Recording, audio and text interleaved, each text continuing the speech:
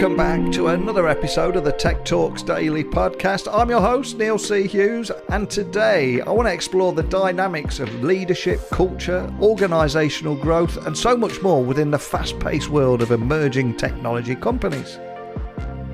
And joining me today is Katy Trost, and she is a renowned coach and advisor who partners with CEOs and founders of Series B and beyond in both US and UK tech ecosystems.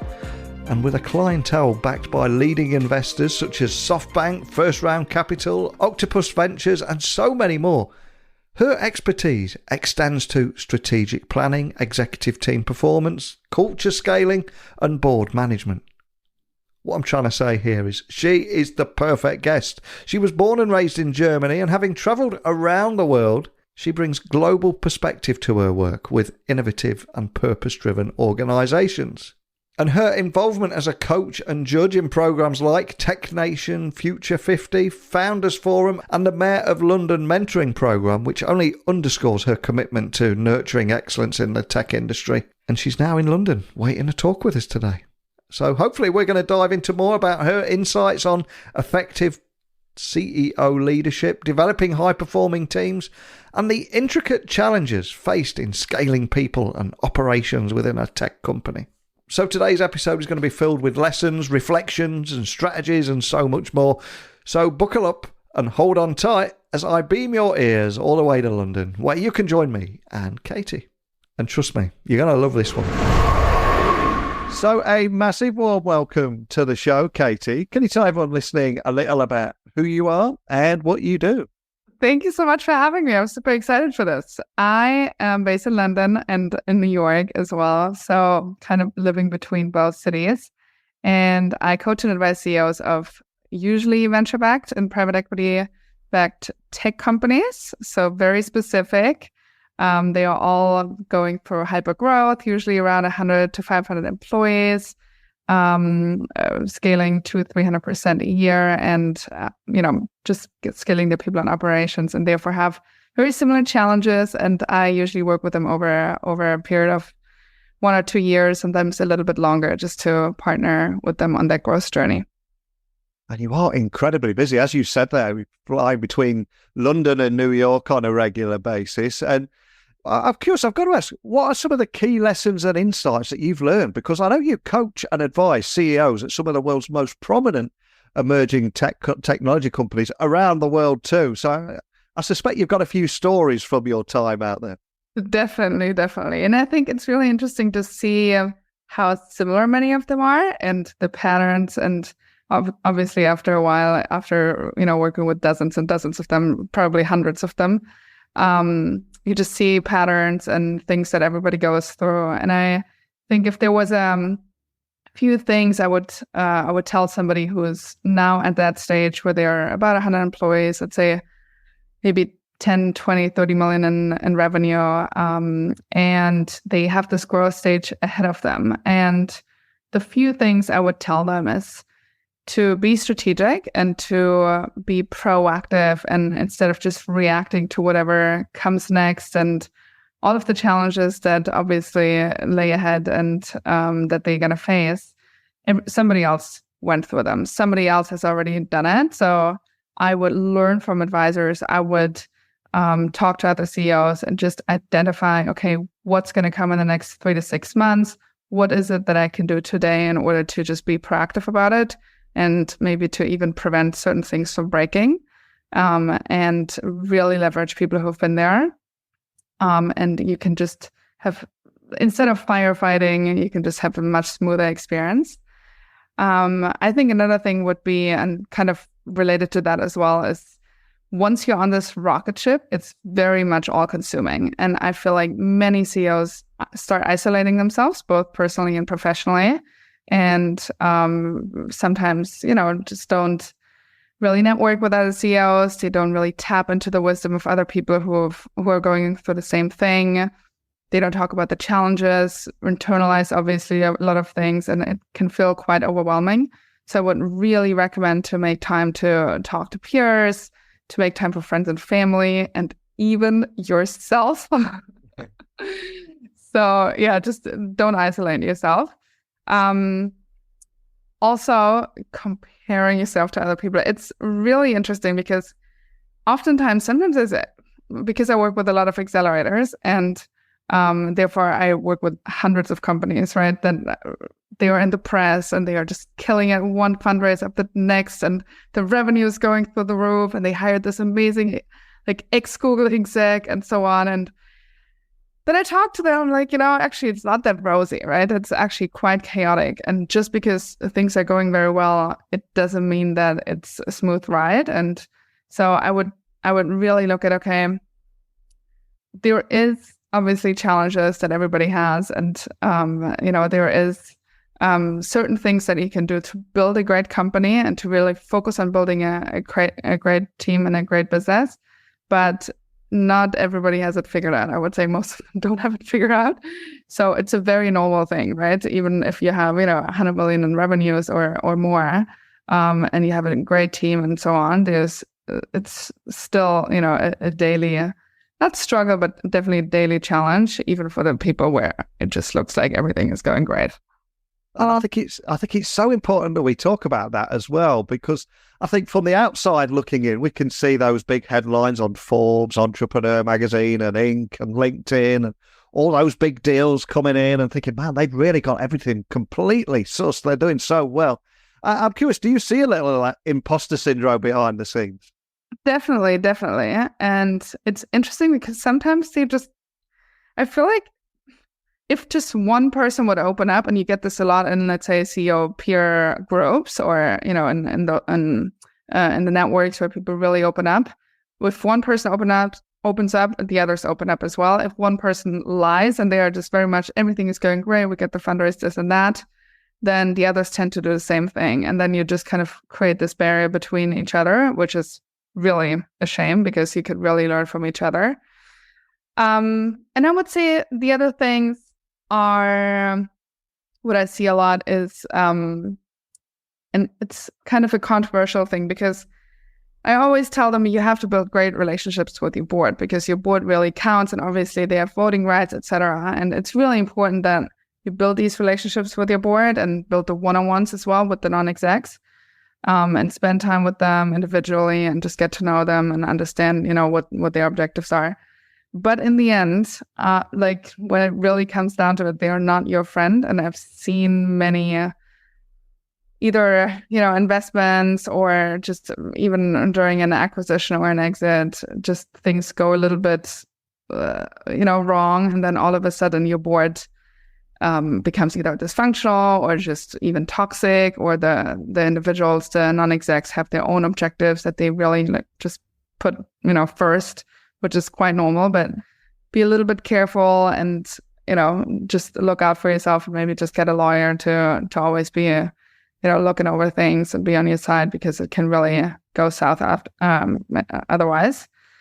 And the last thing would be that, believe it or not, but it does get better. So I would say towards the end of not end of the growth journey, but let's say when the worst is over, let's say you're at about 100 or 200 million in revenue, have 500, 600, 700 employees, you can step back a little bit and really redefine your role as a CEO. And if you have a great team and you really focus on building a great organization, not just a great product and, scaling rapidly, and internally it's a shit show, excuse my French, but you really focus on building a great business, and, you can really start taking time for yourself and just focus in different places as well, and just let other people run the show. And I think those would be, if I would count the things on one hand that I could, tell somebody who's at that stage where they're just starting to scale post 100 people, those would be the things. And I'm curious though, we're talking about the importance of building relationships, not being insular and being open and etc. And you speak to hundreds of people over the years. And I'm curious, do you notice a difference between female CEOs on something like that and male CEOs? I don't want to strengthen any stereotypes, but for example, I was chatting with two co-CEOs, and there were two female co-CEOs at a tech company recently, and they seemed to have a completely different approach, and it was incredibly refreshing. I'm just curious if you notice any difference there in some of those challenges. You mean for the relationship building externally? Yeah, and also not wanting to open up, because traditionally you would imagine, or maybe the stereotype is that a male of a certain age will close up, not want to share, not want to open up and talk about where they may be struggling, etc., where maybe a female leader may have a completely different approach to that. I absolutely agree with you. I think female CEOs are much more likely to even look for female CEO networks and look for support outside and get a chairman who is supportive and get advisors and just really surround themselves with people. Most of my clients are men. I mean, I would say 95% out of my 50 clients, there's one or two women who are always there, but most of them are men. And it makes a lot of sense, right? Because usually they just do it themselves. And my whole mission is support the one person who doesn't have a peer, the one person where all the pressure comes onto them and all the decisions they have to make. And if the decisions are bad, then they have to take responsibility. And if the decisions are good, they have to let somebody else shine and just, put other people forward and praise them. So it's really not, as glamorous as it seems. And I think to have somebody by your side who can just support you through the different decisions and challenges, I think women are way better at doing that. So yeah, I'm not surprised that I have mostly male clients. 100%. And of course, one thing we've all seen in any organization we look in as well is data silos, clunky technology, things that just slow you down, stop you doing the work, getting that work done. And from a human employee perspective, how can businesses better build a cohesive and high-performing exec team? Any insights around that you can share? Yeah. And I really love that you say, the whole tech and all of the silos, and it's the executive team is the solution to this because it all meets at the top. And if the execs see themselves as the head of department rather than one member of the executive team where you get alignment and then for certain decisions or certain messages across the whole organization, you have a completely different approach to leadership rather than just, defending whatever tech is doing, defending whatever marketing is doing in front of your colleagues and the executive team. And I love frameworks and I love using best practices. And probably many have already heard of Patrick Lencioni. I don't know if you're familiar with his work. He is the author of two really famous books. One is called The Advantage, and the other one is called The 5 Dysfunctions of a Team. And he also founded the Table Group, which is like a consulting group, and they work with executive teams and mostly on team building.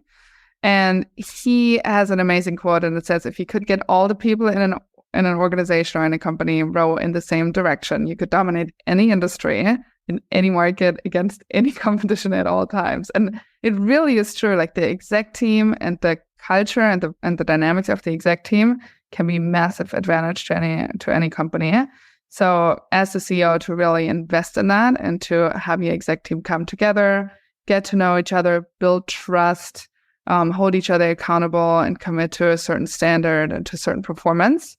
You can just, that's really what it means to row into the same direction. And to have, usually I suggest to have every 4 to 6 weeks to have some kind of executive team building and a workshop or some kind of exercise that they all do together, either to just understand each other's leadership styles or to get to know each other personally a little bit better, understand each other's values, maybe even give each other some feedback, and just do that on a regular basis. You can really build a very, very strong exec team, and you then get the alignment across the whole business, and they will make sure that there is no silos, and they will make sure that all the teams cross-functionally can work productively together.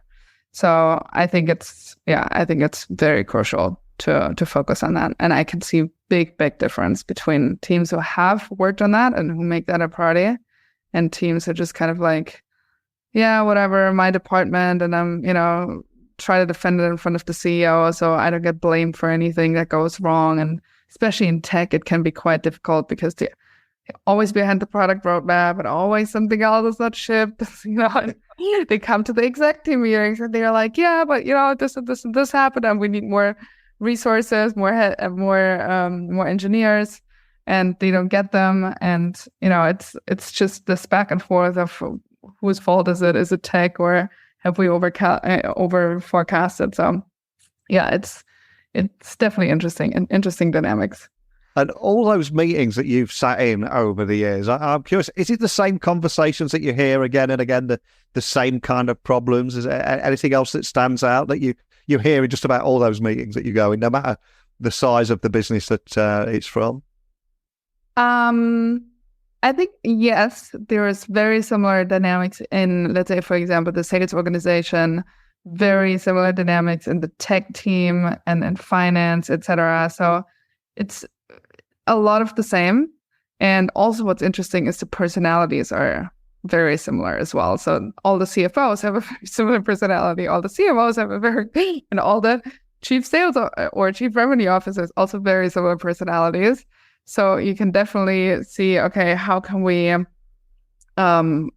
create a dynamic in the team where everybody feels like my voice is heard, my perspective is heard, and there's not just one or two people who are always the loudest voice in the room, and that two people who would try to counter that and be a little bit more realistic. And you have, a financial person or an engineer or somebody who is a little bit more left-brained, who is almost too negative because they're trying to be more realistic, right? So you have these like very, very similar personalities across different businesses. Yeah, it's really interesting. And it's difficult, isn't it, to have someone that can almost be the bridge between all of those personalities, that can speak the financial language, that can speak the IT language and the business value, etc. It's a very hard skill to find in businesses. Are you finding? Yeah, and I think that's what's the responsibility of the CEO, to become the coach of that team. You really don't want to sit in the middle, basically, things going through you, and everybody has to go through you in order to make a decision or find an answer. You should be standing on the sidelines, coaching the team, and they should have that conversation with each other. And once CEO understands that and really understands what CEO leadership means and how can I best show up for my team and enable them, then you're able to really bridge those personalities and translate for them as well, and just speak to every single person a little bit differently as well. You don't want to manage everybody in the same way, right? Everybody has to be managed to their potential and to their strengths and weaknesses. And if a CEO gets that right, they can really get a lot from their exec team, and they basically don't have to run the business anymore. They can delegate it all.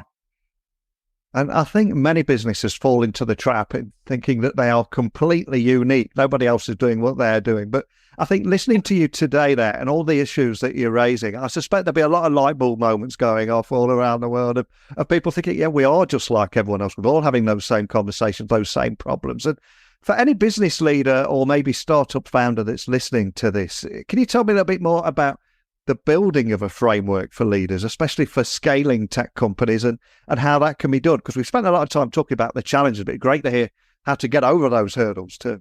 Yeah, definitely.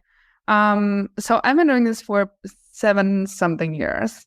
And because I've worked with hundreds of companies, I feel like there's always like different symptoms, but when it comes to the solution or to the to resolving it, it's a lot of the same answers. So over the years, I kind of put it into different buckets, and every CEO that I ever coach, it falls under one of these categories, right? Or one of these buckets.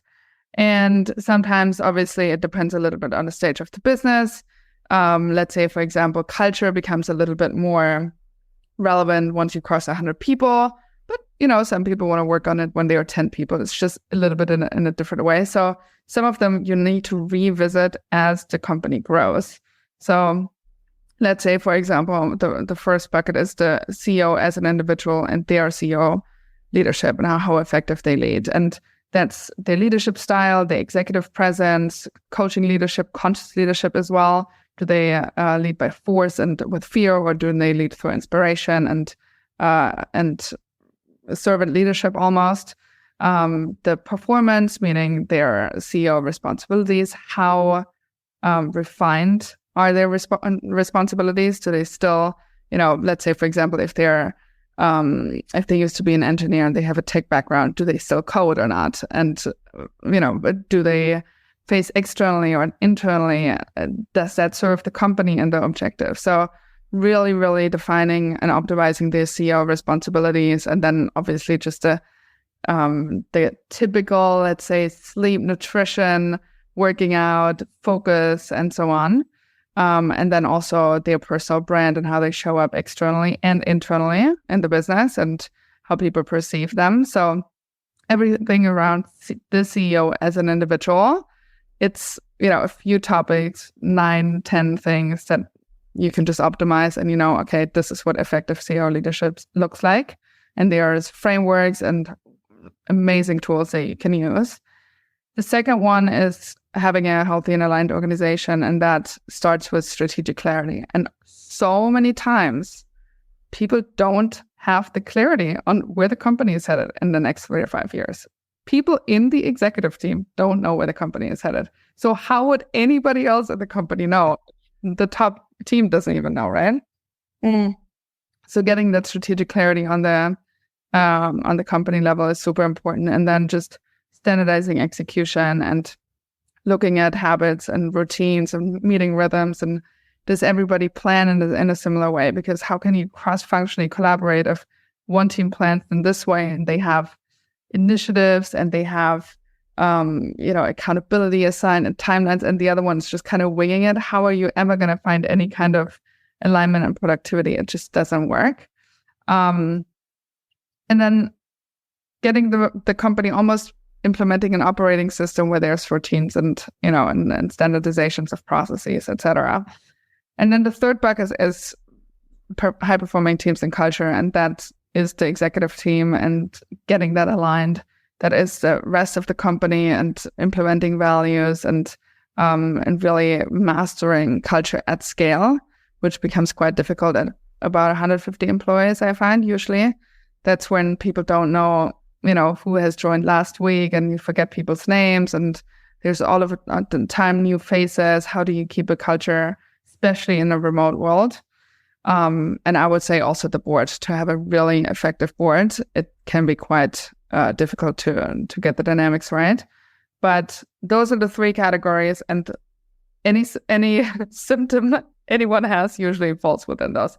And I'm talking obviously about venture-backed companies, and the size in terms of employees and the revenue ratio can be quite different if you have obviously a retail business or a manufacturing business and so on. So this is mostly for tech companies, mostly for venture-backed, and they have quite similar experiences. And I think if we look back at this year, one of the big changes was how Gen AI seemingly came out of nowhere for a lot of people, completely blindsided CEOs all around the world. And suddenly they have to work differently, think differently. And for leaders that want to, either implement a new solution or take the organization a different direction, the words that are most damaging are, but we've always done it this way. So how do you get people on board and change the culture within an organization? Because very often it seems no matter what you try and put in place, people, including leaders, will always revert back to that old way of doing things. And culture and changing the culture is possibly one of the biggest challenges. Any experience or insights around that and what you've seen this year? Because there's been so much big changes implemented, hasn't it? Yeah, absolutely. It's really hard to do it in older businesses, honestly. Like any business that's more than 10, 15 years old, to completely change the culture with the existing team. Yeah. Pretty much impossible, honestly. Like it really, there has to be big bang, new CEO, lots of layoffs, etc. And like a lot of things change for people to realize, okay, there is something new happening, and then you can set up a new culture. Or just, let's say, for example, you get massive investment and you grow really fast, and then you have a lot of new people who are coming on. Then you can also, use this milestone as like the natural point in time where we change things. I would say the companies I work with, because they're quite young, I would say 3, 4, 5 years old, the challenge becomes more the early stage employees that, let's say, joined at 10, 15, 20 people, who love the chaos, who love the startup culture, who love knowing everybody. And we are a family. We all know each other. We all, sit at each other's dinner table, and we're later in the office and, went through the early stage challenges that most of the employees now cannot relate to because we had $100 million in funding, right? It's completely different challenges. And so it's oftentimes hard for them to adopt the fact that we don't know each other anymore and growth and performance becomes a big focus. So I would say many of the early stage employees either go back to a startup again. They the company has kind of outgrown me. And that's not a bad thing, right? It's just some people are 0 to 1 people and some people are 1 to 10 people and some people are 10 to 100 people. And that's okay, right? It's the same with founders. Some people just love starting something new. And then the moment they reach 50, 100 employees, they get a CEO and they, they start something from scratch again and they love it. And other people don't like it and they like the scale up phase. So it's just identifying, okay, which are the employees that can grow with the business. And oftentimes you have to hire above them as well because there's going to be more professional VPs coming in, more professional C-levels coming in. And even though somebody's been with the business for 4 years and has grown so much, somebody else who's already managed 500 employees is coming in above them. And obviously, they now have to report to them instead of the CEO. So I would say I see the challenge there oftentimes. And for some, it's just not the right company to stay at. And of course, another of the golden rule in business is you can't improve what you don't measure. So is there anything you can share around reporting dynamics or ways to measure improvement? Is there anything around that you're seeing at the moment? Yeah, absolutely. I try to keep it quite simple on the exec level. Obviously, within the departments, there's lots of dashboards and, metrics, etc. For the CEO, I love for the CEO to set up 3 documents for the exec team. And you can pretty much manage the entire exec team with those 3. One of them is the KPIs. So that's the top 4, maybe 5, maximum 5 KPIs for each department. You measure it on a monthly basis. It's basically a green or a red. There is a goal, and that has to be filled out matched by the head of department or by the C-level who's managing the department. Then you have your OKRs on the company level, objectives and key results. Those are the priorities for the quarter or for the 6 months, 3 to 6 months usually, and for the department level as well. So we have the company OKRs and department OKRs, also measured on a monthly basis. The progress, what are the general updates, the wins, the stocks and issues, etc., that the C-level has to report on. And then there is an issues list, a strategic topic list, and that also has to be filled out on a monthly basis. And that's either related to the OKRs or the KPIs, or it can be just strategic decisions that have to be made on a company level that have to be discussed with the whole executive team. And having those 3 documents in your strategic executive team meetings once a month, I find that you get most of the issues surfaced because they have to be filled out. You get a finger on the pulse on all of the KPIs and health metrics. And you get your finger on the pulse for all of the priorities and everything that you set out to do for the quarter, all of the key results that have to be achieved, and where departments are behind and where you need to have realignment. And then departmental management, that is then all the dashboards and all of the in-depth little hundreds and hundreds of what they call lines of Microsoft sheets. And all of that good stuff. But yeah, on an executive team level, I would go with these 3 documents, and it does the job quite well. Love that. And I appreciate you probably can't share any names. I wouldn't expect you to. But if you look back at all the successes that you've helped CEOs deliver, etc., is there, to bring to life what we're talking about, is there a story you could maybe share that would take a client from where they were before, the things that they were struggling with, and then where you were able to take them and what it looked like at the other end? Is there anything you can share around anything like that? Yeah, I think I would say in the past couple of years, there's probably about 7, 8 companies where they struggled in all of the different areas, right, that I shared earlier. And just even jumping on the first call with them, and they're, obviously I can't share any names, but jumping on the first call with them and just seeing the gaps in all of these different areas, for me, that's the most exciting thing. Like for me, I just see you just change a handful of things this year and a handful of things maybe next year. And you can make such a big difference of how you feel about the business, how everybody else feels about the business, and just how smooth the whole execution goes, right? And implementing those things and then seeing the before and after with how the exec team operates, how they talk to each other, what's the dynamic when I walk into the executive team offsites, for example, how people relate to each other, completely night and day before and after. Or when a CEO was given certain feedback and they completely changed the leadership style. I've seen absolute miracles happen where the chairman just calls me up. It's like, what did you tell him? And there was just this realization of, okay, like if I want to be a great CEO, this is what the end result looks like. And CEO wing is not really taught anywhere, to be honest. Like you're just kind of either start the business and you have to figure it out and go from founder to CEO, or you, let's say, get promoted from a chief revenue or chief operating officer role into a CEO role, and you don't really have a toolkit. There's not like one right way of somebody, of somebody expecting you to do the job, and then every company looks a little bit different as well. So just to give people that end goal and that end vision of this is what makes a great CEO, and this is what you have to do, and this is what you shouldn't be doing, you can change how the whole executive team and the whole business feels about the CEO.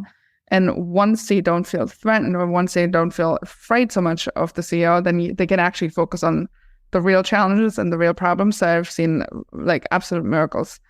And then also in terms of the strategy and in terms of the execution, where you have 500 people who are all running into completely different directions, and you maybe have 2 or 3 decision makers who are really, pointing people in any direction, but everybody in a different one. And so you just have complete misalignment and frustration across the business. And then people kind of tune out. They just don't really know, what even matters.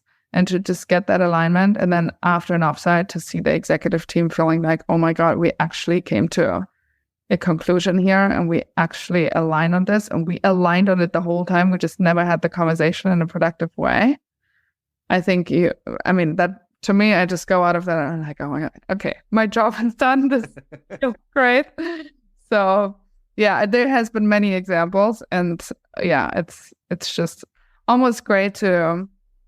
Sometimes I feel like, when you work with so many people that are at a similar stage, where I can almost tell them more about themselves that they know about themselves.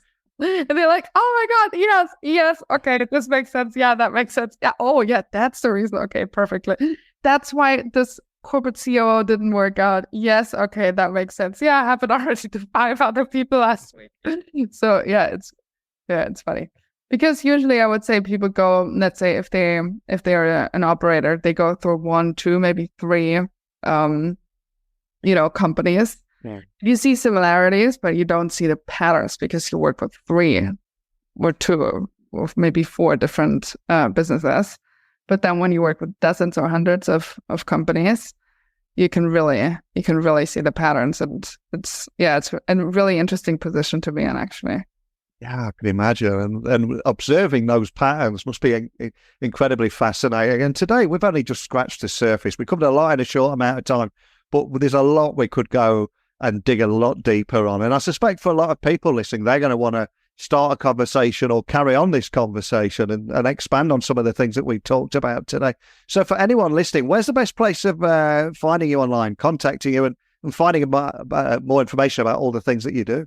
Yeah, absolutely. It's my website, and it's Katy, Katy, Trost, Trost.com. And then I have a page /podcast, and you can find a white paper that I wrote about all of the different areas. There is a link for a network. I have a CEO network for late stage tech founders and CEOs in London and New York. And then also, if you're interested to chat, I have a link to schedule a call with me as well. So it's Katy Trost /podcast. Well, so much gold in your answers today. It was great hearing about your experiences and insights and coaching and advising CEOs at some of the world's most prominent emerging technology companies, but equally some of those re-emerging patterns. And we've all seen from data silos to clunky tech and culture issues. And it's just great to hear how much each one of those business leaders and startup founders has in common with each other and how you're able to help them. So just thank you for sharing some of those stories today. Really appreciate your time, Katy. Thank you for having me. Thanks. And if you've got a story you want to share, maybe something we said today resonated with you, maybe you want to share your expertise, just leave a comment, ask a question, join me on the podcast, whatever it is. I'm the easiest guy in the world to find. techblogwriter@outlook.com, LinkedIn, Twitter, Instagram, @NeilC.Hughes. If you want to work with me, if you need help with blog posts, ghostwritten thought, leadership articles, or help launching your own podcast, I'm your guy. So techblogwriter.co.uk for that. But that's it from me. So thank you for listening as always. And a big thank you to Katy, and an even bigger thank you to each and every one of you for listening. So thanks for listening as always. And until next time, don't be a stranger.